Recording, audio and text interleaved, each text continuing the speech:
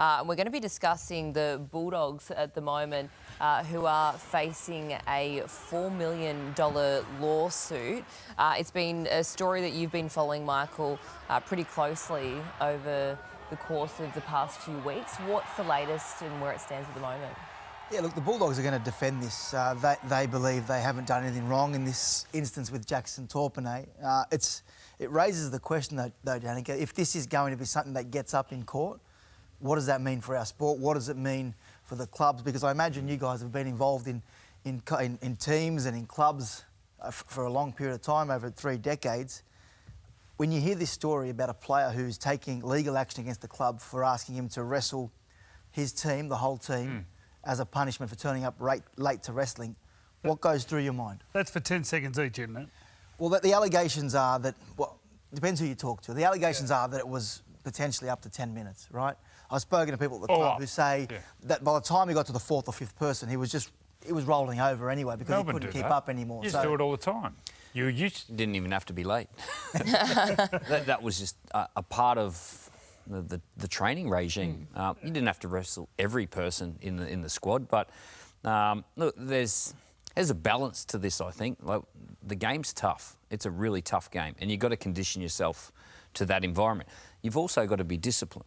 So to have that trust within a team, there's got to be an element of discipline. And, you know, the coaches and the trainers, they put you through tough regimes to condition you for what is to come for the season. So, look, this is, without knowing the detail in and around this, I'd find it hard to believe to wrestle every player, 35 players, after one time you're late. Like is this a running reoccurrence or... So it's really hard to sort of comment on the isolated incident. But if it does uphold in court, well, I'll tell you what, there's going to be a lot of clubs and a lot of trainers and a lot of coaches thinking about how they deal with players. Do we think, though, this could be a dangerous precedent? Because I don't feel like you can run a rugby league team and under the same rules as a working environment, a business environment. So that's going to be dangerous. And you get to a point when you're training hard and the players are watching and you are getting flogged, and if someone stops or walks during fitness, lucky I didn't have to do all that wrestling stuff, I wasn't in the game then, but we would get flogged to the point of breaking point. And we'd be all watching, senior players especially, if someone walked or quit, we would say, we're never playing with him. We don't want him within our club. He's not up to our standards. And that's the thing. You get to the point of breaking point, like these army camps, and you see the character of the person when you're at that spot, when you've got breaking point, which means when it hits the fan on the field, you can trust them. And that's what the job of a conditioner, that's why off-season training is so important. Well, I spoke after the Manly game about Nathan Brown. They had an army camp where they walked for 42 hours. They stayed awake for 42 hours. And they went from Manly, Brookvale, walked over to Bondi and came back, basically, and then trained in amongst that. And Nathan Brown, at the end of it, was given the award of best on ground. And now look at the sort of football he plays. And it shows you what happens when you actually do really well in those tough moments, how it actually comes out in your game. So I've got to say, if I had to make the choice out of staying awake for 42 hours and walking to Bondi and back, I'm serious, or wrestling 35 people, to the point where, and once you're wrestling, once you're fatigued, you're gone anyway. So I'd be taking the 35 wrestling any day. We had 2 players which had a bit of a Barney words. So we went to the boxing gym and the coach said, righto, get them on, get in and fight. And they teed off on each other for a couple of minutes, douche, into it. And then finally, when one got knocked over, we went, righto, that's enough, shake hands, righto, it's done. Like, you talk about, do you think that'd happen at a bank? Those days are gone. Well, not necessarily. But how you sort it out. Look, professional sport, especially a contact sport, which is... It's so tough. It is not for everyone. There's only a small percentage of the population can play at that top level. And you're dealing with young guys. You need to also bring a little bit of. They need to be. So for Jackson, he was late to training. This is why he was punished. There are other punishments as well. A lot of players, they have their hair dyed. They have to shave their heads. You have to create a punishment, but it also has to be in an environment where, you know, they're in the team and you can't just sack them for being late. No, but what I was told with Jackson Torpenay, that he didn't tell anyone at the club. He arrived late. He didn't tell anyone. Now, if he had informed the club that he wasn't able to attend, whatever reason it might be, he was going to be late, there would have been a different situation. I actually reported on the weekend, a week later it happened again. Braden Burns arrived to wrestling training late. He met Cameron Ciraldo up the front and he said to him, I know what I have to do. I know what's happened. I don't expect special treatment. And after that session, Braden Burns, he wrestled everyone in that team and he said he had no issue with it. Now, this is the thing. I imagine, Billy, from when you started playing from the start towards the end, things change over time, right? It's 2024. But as a professional athlete... In some ways. In some ways. But I'm saying as a coach, though, you coached at a very high level in Origin. Are you looking out for the difference between... Because there's not much in the skill factor, right, in terms of at that level, the mentally tough players in that arena. Is that what you're looking for? It's exactly what you're looking for. Everyone who plays in the NRL have got skill and talent. It's the majority of what you're looking for is the little effort plays. It's when are those players going to switch off? You know, when are they going to keep moving their feet? They're the little things in the game that you're looking for.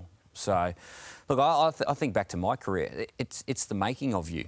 Now, you go through, like we've all been through tough times at training. We've all been put through things that we don't want to go through. But looking back, that's what makes you the player you are. That's what gives you the work ethic.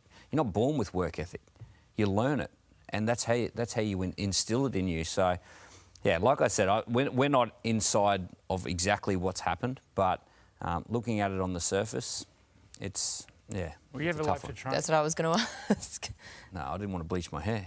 You ever late for training? Yeah. What was your punishment? Well, it was on daylight savings and I got my clock wrong. I remember getting the phone call literally as my alarm went off and they just said, what are you doing? I went, oh my God.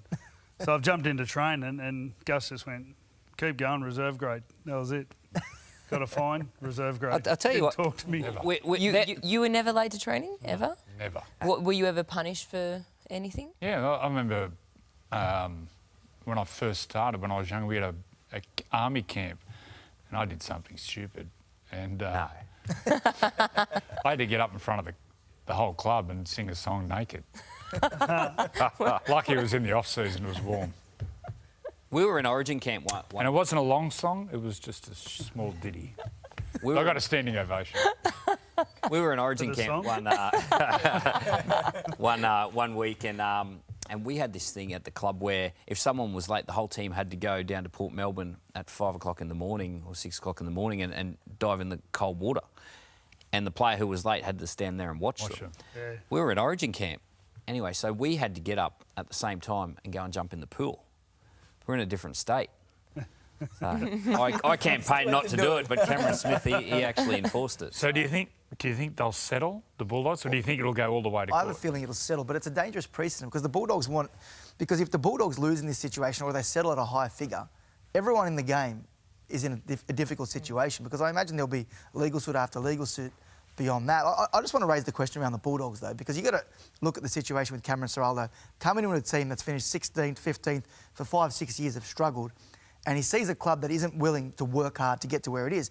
And you've seen the overhaul in the roster since. And I think you can probably see in the performances this year with the players that he's brought in, a lot of guys, and everyone sort of bagged the Bulldogs for bringing all these utilities, but they're guys who have renowned for their work ethic and, as you said, are fighters. So to Cameron Ciraldo's credit, he's seen... And I'm not just talking about Jackson Torpene here because there's a range of players who have moved on. He's seen the guys who aren't willing to go where he needs them to go and he's brought in players who he believes will do that. Do you see that in the Bulldogs? Yes, I do. And once again, when the blowtorch gets applied to the belly when you're out in the field, that's when you see the true character. Are you going to keep moving on the inside? Are you going to keep moving your legs? If you busted your shoulder, you're going to get in the defensive line and defend with a busted shoulder. You've got to work them out, and how you work it out, a big thing, is getting them at training and getting to the point of breaking them so you can see the true character. Yeah. And if you're not up to it, then you're not a part of it. It's not for everyone. Professional sport is not for everyone. He was busted and he kept playing earlier in the year. Good Friday, was it? So. OK. Sam Burgess. What do you think of Sam Burgess as a player? Yeah. One of the toughest ever. What do you do in a grand final? Yeah. Played the whole game with a busted cheekbone. What do you think that this means for Jackson's future in rugby league? Well, I could not imagine another club would pick Jackson up. I don't really know Jackson as a player, but... He was Australian schoolboys and New South Wales schoolboys captain, right? OK. What position? And back rower. OK. Back rower. And you think that he's now part of the legal claim is that he cannot play. He's incapable of playing rugby league because of the state that he's now in. What, now, physically or mentally? Physically and mentally, as a result of what occurred at that training session. Now, I reported during the week that 3 weeks before the legal claim went through to the Bulldogs, that he was actually on a list that was emailed out by his manager, Tyron Smith, to all 17 clubs with his off-contract players. There was about 10 or 11 of them, and Jackson Torpenay was on there. I've spoken to Tyron since, and he claims that was an auto-generated list that went out to all clubs with all his off-contract players, and he's since been removed from that list, and Torpenay isn't in a state to play rugby league and potentially never will be. Which is sad. Which is really sad. You know, for a person to be going through this, and this is public, like we're talking on national television here, like this is a tough situation for him. It's really sad that he's in this situation that it's going through. Like it's not good for anyone. Yeah. Well, Michael, I'm sure you'll be keeping your eye across this story in the coming weeks and see how it all pans out.